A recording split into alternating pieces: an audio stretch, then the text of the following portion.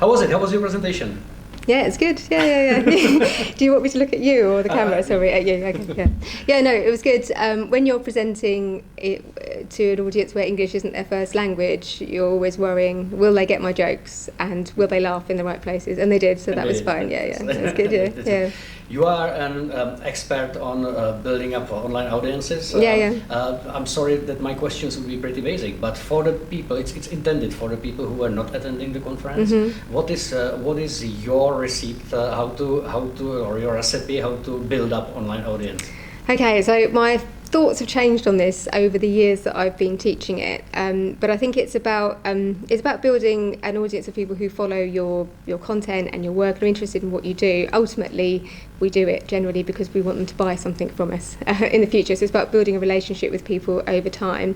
I used to try and teach people everything at once because ultimately what you're trying to do is you're trying to get people engaged with your content so that you can move them onto your email list, because if they become an email subscriber, then when you've got suitable products or services to sell, then you can do that.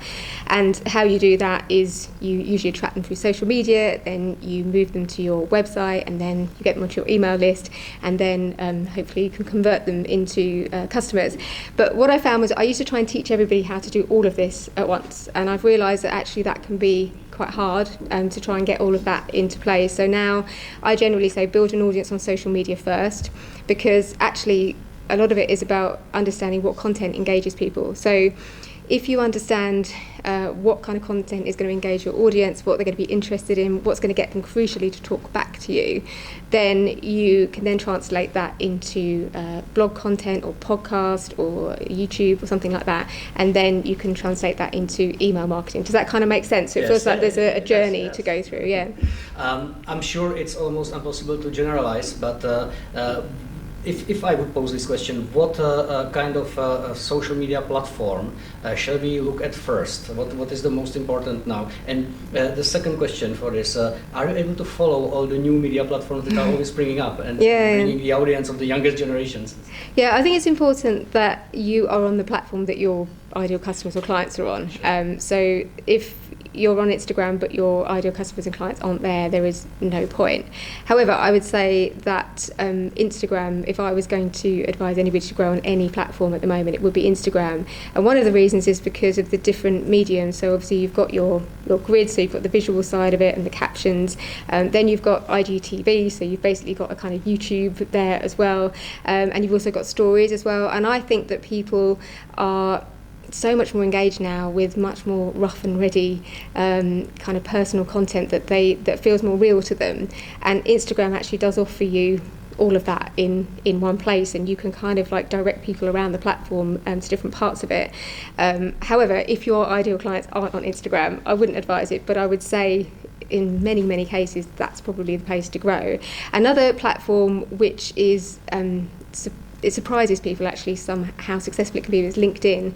I think a lot of people think LinkedIn is a stuffy corporate platform, and if you're in the creative industries, but actually I've got people I work with who are florists, people who make handbags, people who are very, very creative, who do really, really well on LinkedIn, because actually if you've got that kind of business, you stand out a mile, because there's so many people that are posting real kind of corporate, boring stuff basically, that you can really, really stand out.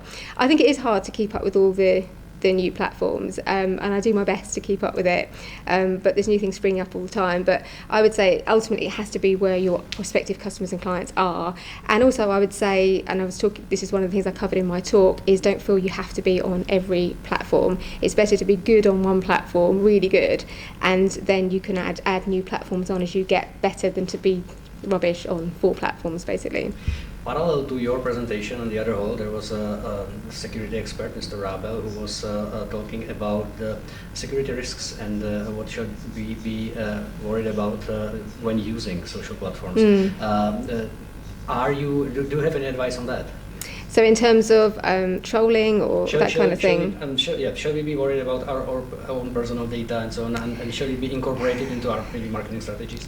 Well, I kind of feel that anything that we post on social media now I don't think any of it's really private, and I just think we have to accept that that's the case, that there is very few places that we can actually be private on social media. And I do think we have to be conscious of what sort of footprint that leaves behind. There was a case actually in the UK recently where a lady, I think, was suing a company because she'd applied for a job there and they'd gone onto Instagram and checked out and they'd found a picture of her in a bikini or something, which obviously she's perfectly entitled to do in her own spare time, but then they'd posted something about her, or they posted a picture of her on social media, which was really stupid of them.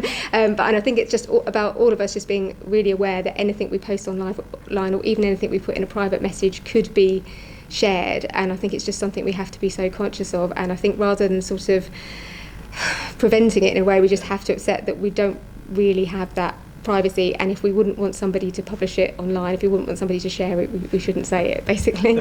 How do you do your personal promotions, and how do you work with online platforms, and with which one when promoting yourself, your expertise, your work? Well, because of what I do, I have to be active on all platforms. So I'm active on Twitter, Facebook, LinkedIn, Instagram. I've really made an effort to focus recently on Instagram. It actually was a platform that I was present on but didn't really do that much on. But I think my feeling is that is the place where things are really, really growing. And I also just think Instagram stories is a place where your ideal customers or clients or the people that you want to engage with, they can get to know the real person behind the brand.